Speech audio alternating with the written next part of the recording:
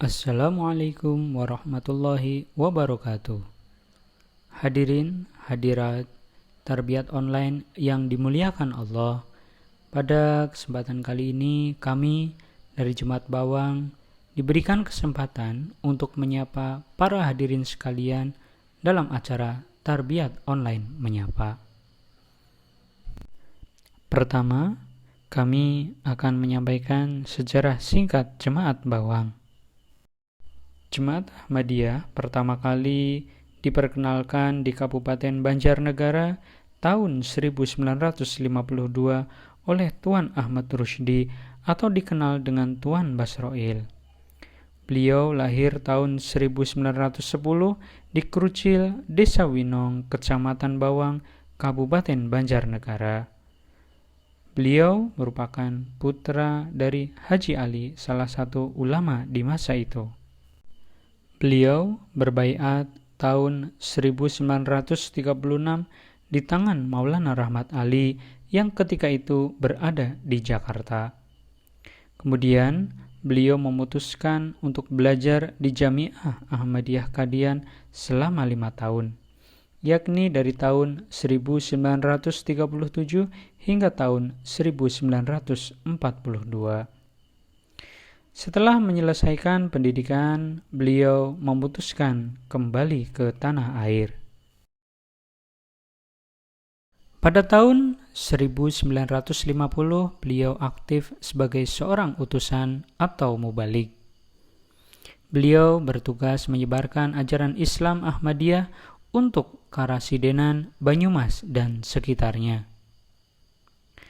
Dan di tahun 1952 beliau berdomisili di Krucil. Di tahun tersebut, Tuan Ahmad Rusdi mulai memperkenalkan ajaran Islam Ahmadiyah.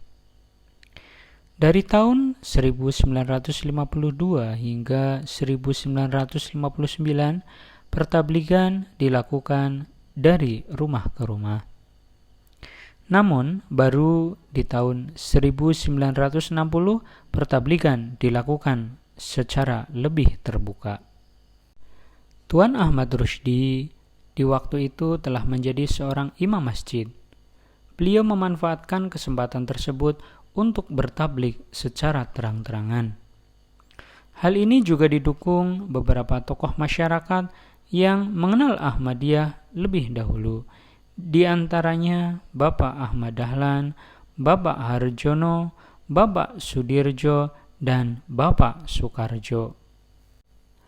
Mereka mengambil inisiatif mengadakan satu pengajian akbar pada 22 Juni 1960. Yang menjadi penceramah adalah Tuan Ahmad Rusdi. Acara tersebut dihadiri pula oleh Bapak Utusan Mia Abdul Hai. Setelah pengajian tersebut selesai, para hadirin semakin yakin akan kebenaran Ahmadiyah. Pada malam Selasa tanggal 24 Juni 1960 terjadi peristiwa bersejarah, yaitu baiat massal. Ada sekitar 70 orang menyatakan baiat menerima kebenaran Ahmadiyah. Pada tahun 1960, pengurus besar Jemaat Ahmadiyah Indonesia meresmikan pembentukan cabang Banjarnegara yang berkedudukan di Krucil.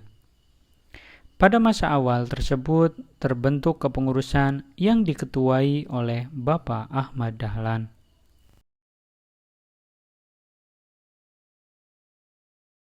Saya akan menyampaikan sejarah masuknya Ahmadiyah atau Jemaat Ahmadiyah ke Banjarnegara, khususnya adalah di Krucil atau di cabang Kecamatan Bawang kalau istilah dulunya.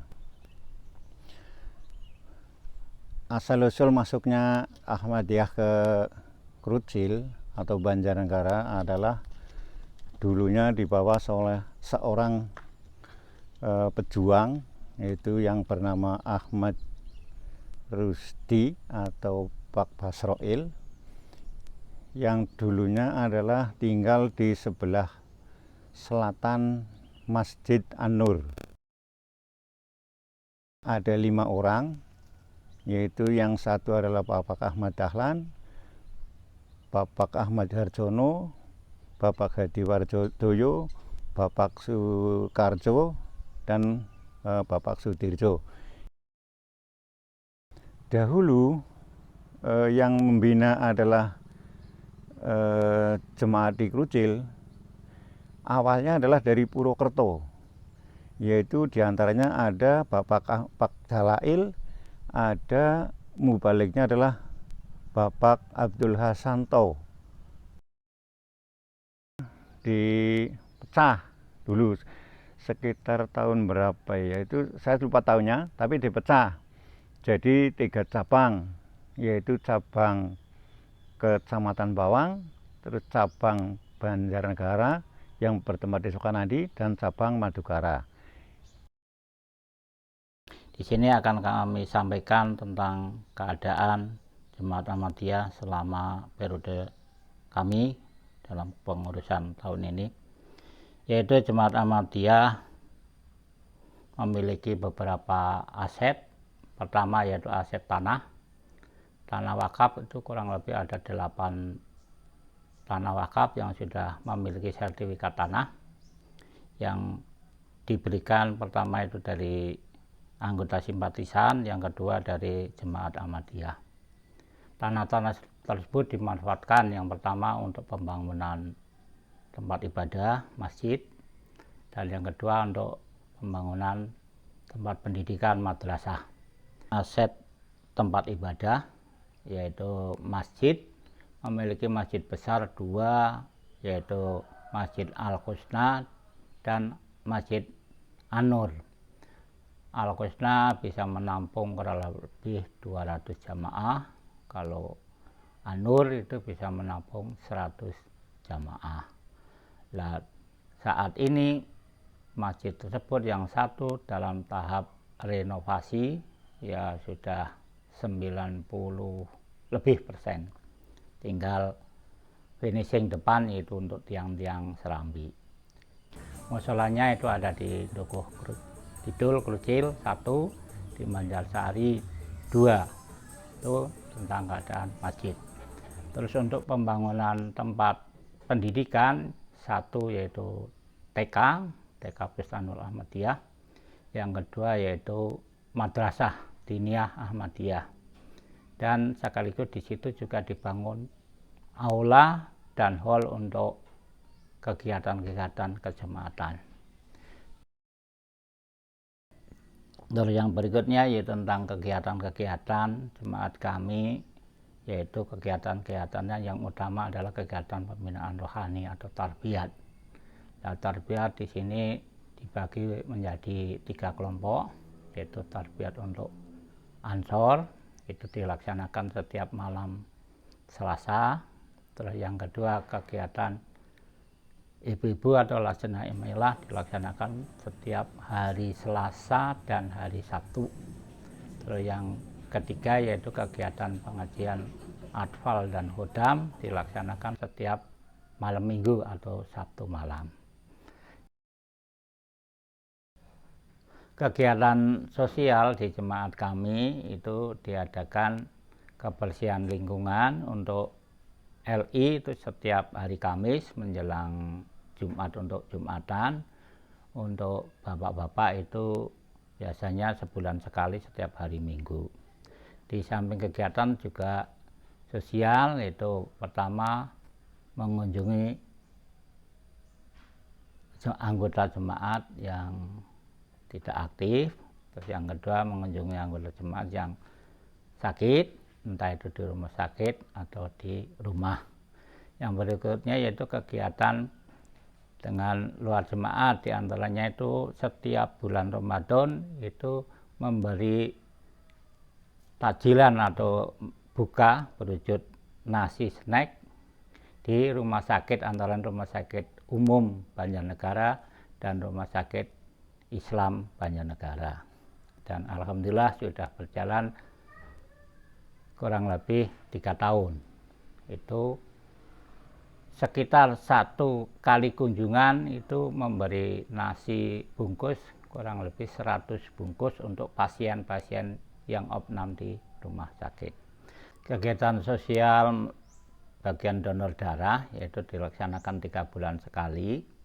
Untuk jemaat kami alhamdulillah sudah rutin, yaitu setiap donor darah bisa diambil darahnya 30 anggota dan simpatisan. Terus kegiatan yang lain diantaranya itu sebelum adanya pandemi itu setiap habis tahun baru itu kita juga tidak ketinggalan untuk melaksanakan CTC, yaitu yang diikuti kurang lebih ada 50 anggota dari Khodam, Ansor, LI Remaja sampai Atfal dan Banat. Itu lokasinya itu di Kota Banjarnegara, yaitu terkenal di tempat sebelah stadion yang biasa untuk kegiatan malam tahun baru. Di sana biasanya ada pertunjukan musik. Terus kegiatan-kegiatan yang berada di kelompok-kelompok itu pengajian-pengajian yang terutama dan sholat jamaah. Itu contohnya di kelompok Musola Al-Hidayah Krucil Kidul itu diadakan pengajian setiap hari Selasa untuk LI. Terus untuk bapak-bapak gabungan itu setiap malam Kamis. Masalah sholat jamaah itu 5 waktu dilaksanakan di sana dari anggota kurang lebih 25 anggota dari Ansor dan LI beserta Atfal Khodam. Terus yang tempat ibadah yang kedua yaitu di Banjarsari Gunung dan Banjarsari Bawah. Untuk kegiatan ibadah dan tarbiyat di Banjarsari Gunung itu dilaksanakan setiap malam Senin, yaitu satu keluarga itu jemaat, yang lainnya sekitarnya itu adalah simpatisan, kebanyakan itu dari ibu-ibu. Itu disampaikan pengajian itu oleh Bapak Mubalik kita, yaitu Bapak Maulana Isa Mujahid Islam. Terus yang bawah yaitu di tempatnya Bukalia itu dilaksanakan setiap malam Jumat, itu ada 3 keluarga. Kegiatan di Masjid An-Nur dilaksanakan setiap hari Selasa malam Rebu yang diikuti oleh anggota dari 4 keluarga di sekitar Masjid An-Nur. Assalamualaikum warahmatullahi wabarakatuh.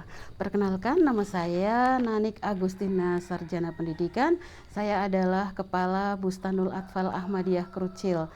Dan di Bustanul Atfal Ahmadiyah Krucil ada 2 orang guru selain saya. Yang pertama yaitu Ibu Yunistiawati, Sarjana Pendidikan, dan Ibu Laida Ardiah. Insya Allah kami bertiga sudah berpendidikan sarjana pendidikan PAUD dan juga sudah bersertifikat pendidik. Bustanul Atfal Ahmadiyah Krucil atau yang disingkat dengan BA Ahmadiyah Krucil berdiri pada tahun 1968 dan telah mendapatkan izin operasional dari Kementerian Agama pada tahun 1983. Alhamdulillah dengan didirikannya Bustanul Atfal Ahmadiyah Krucil, anak-anak Ahmadi di lingkungan Jemaat Ahmadiyah Bawang bisa mendapatkan pendidikan sesuai dengan kurikulum dari Kementerian Agama yang kami kombinasikan dengan kurikulum dari Jemaat Ahmadiyah. Siswa kami sementara ini ada 20 siswa yang terdiri dari 70% siswa jemaat dan 30% dari Gair Ahmadi. Banyak sekali prestasi yang sudah diraih oleh Bustanul Atfal Ahmadiyah Krucil, di antaranya yaitu juara 1 menyanyi tunggal lagu nasional tahun 2006, juara 1 mewarnai tahun 2009, juara 2 fashion show tahun 2017, kemudian juara 1 finger painting untuk guru RA tahun 2013 tingkat kabupaten. Kemudian juara 1 gebiar seni IGRA Kecamatan Bawang Juara 1 lomba estafet menyusun puzzle Kabupaten Banjarnegara. Kemudian juara 1 melukis guru RA tingkat Kecamatan Bawang. Juara 1 hafalan suratan pendek Hab Kemenak. Juara 1 gebiar seni Igra Kecamatan Bawang. Juara 1 lomba menari. Juara 1 lomba Akira Kabupaten Banjarnegara, dan masih banyak lagi yang lainnya, dan kami sudah mengumpulkan alhamdulillah sebanyak 24 piala. Assalamualaikum warahmatullahi wabarakatuh. Pemirsa yang kami hormati, perkenalkan nama saya adalah Sugiyoto. Dalam jemaat, saya diberikan amanat untuk menjadi sekretaris Jiroat dan sekretaris Jaidat. Saat ini kebetulan saya juga menjabat sebagai ketua kelompok tani di Desa Winong, yaitu namanya Kelompok Tani Sido Makmur, Kecamatan Bawang, Kabupaten Banjarnegara. Di Jemaat Bawang, anggota yang berprofesi sebagai petani diperkirakan mencapai 80%. Sisanya adalah pedagang, pegawai swasta, dan pegawai negeri. Tanaman pangan yang ditanam oleh para petani diantaranya adalah padi, jagung,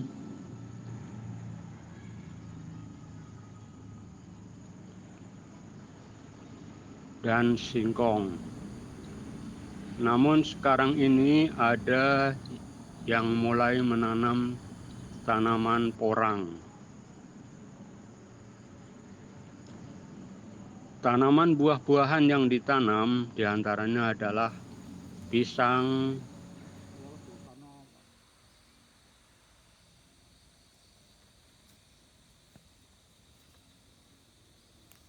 dan alpukat. Kemudian tanaman musiman yang ditanam di sini diantaranya adalah kopi.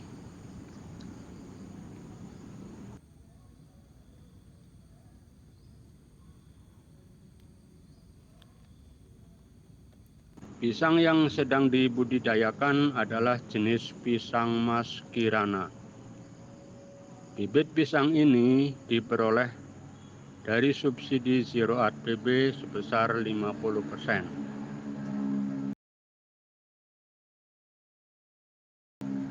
Dan bibit alpukat jenis aligator juga merupakan bantuan dari Sekretaris Jiroat PB.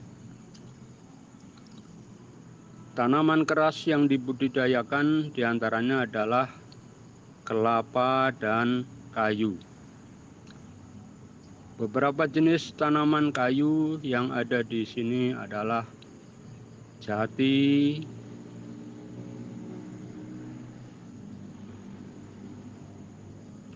albasia,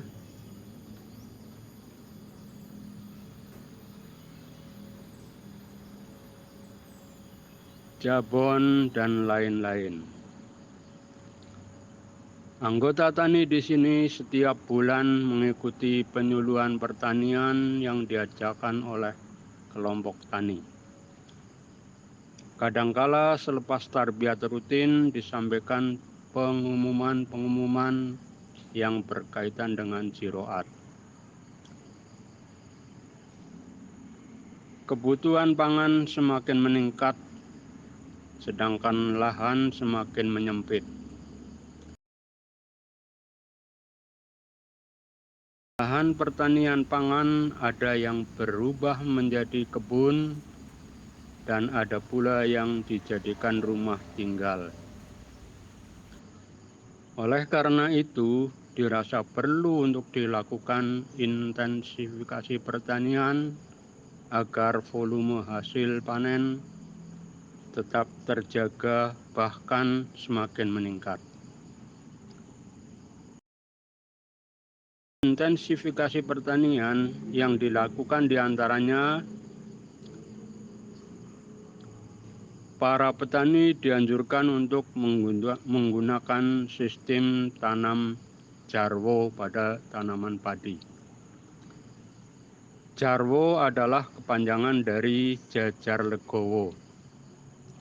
Sistem ini menggunakan metode 21, 31, ataupun 51. 21 artinya tiap 2 baris tanaman padi diberi 1 gang. 31 berarti 3 baris tanaman diberi 1 gang, dan seterusnya. Sedang gang yang ada di tanaman padi adalah kira-kira 30 sampai 40 cm. Gang di antara tanaman padi ini dibuat agar petani mudah untuk merawat tanaman. Menurut pengalaman yang ada, tanaman yang ada di pinggir gang akan tumbuh lebih banyak anakan, serta kualitas lebih baik, sehingga diharapkan hasil panen bisa meningkat.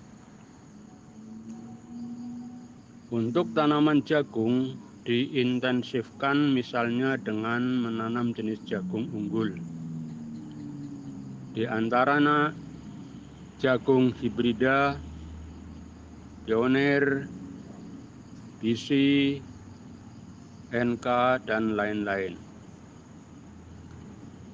Selain itu, intensifikasi juga bisa dilakukan dengan memperbaiki cara tanam. Biasanya dalam 1 lubang ditanam 3 butir bibit. Namun 1 lubang hanya ditanam 1 butir bibit. Lalu jarak tanam yang tadinya 60 kali 30 cm diubah menjadi 75 kali 20 cm. Diharapkan dengan metode ini hasil bisa meningkat hingga 30%. Untuk tanaman kopi, intensifikasi dilakukan dengan cara menyambung pucuk atau stek. Ini diharapkan agar pohon kopi tadi tidak tumbuh meninggi karena akan sulit untuk dijangkau dalam memanen. Dengan metode ini, cabang-cabang dan ranting-ranting bisa lebih banyak ke arah samping, sehingga buah-buahnya bisa akan lebih banyak dan terjangkau. Baru-baru ini, kelompok tani menerima bantuan bibit kelapa ganja kuning asal Nias sebanyak 300 pohon yang bisa ditanam di areal tanah seluas 3 hektar. Di musim tanam 1 atau disingkat MT1 tahun 2022, kelompok tani mendapat bantuan bibit padi dari Dinas Pertanian Tanaman Pangan Nasional. Jenis padi yang diberikan adalah jenis Inpari 32. Bantuan sudah diterima sebanyak 350 kg yang bisa ditanam di lahan seluas 10 hektar. Kami juga akan mendapat bantuan pupuk dan pestisida nabati dari Dinas Pertanian Tanaman Pangan Nasional senilai sekira 76 juta rupiah. Dinas Lingkungan Hidup pernah memberikan bantuan bibit pohon jabon sebanyak 300 batang untuk ditanam seluas 3 hektar. Kelompok tani sebenarnya sudah ada sejak zaman dulu. Bahkan semenjak saya belum lahir pun kelompok tani ini sudah ada. Jumlah anggota tani saat ini diperkirakan sebanyak 22 orang. dan anggota tani aktif mayoritas dari mereka adalah Ahmadi. Kegiatan kelompok tani ini diantaranya adalah berkumpul sebulan sekali tiap tanggal 15. Dalam perkumpulan ini biasanya dibahas pola tanam, cara memproduksi, pengendalian hama, dan sosialisasi informasi-informasi dari dinas pertanian yang lain.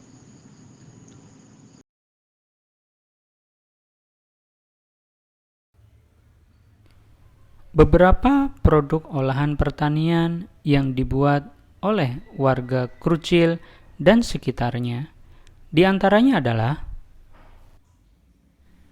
kopi Krucil, sale pisang, keripik pisang, peyek ikan asin,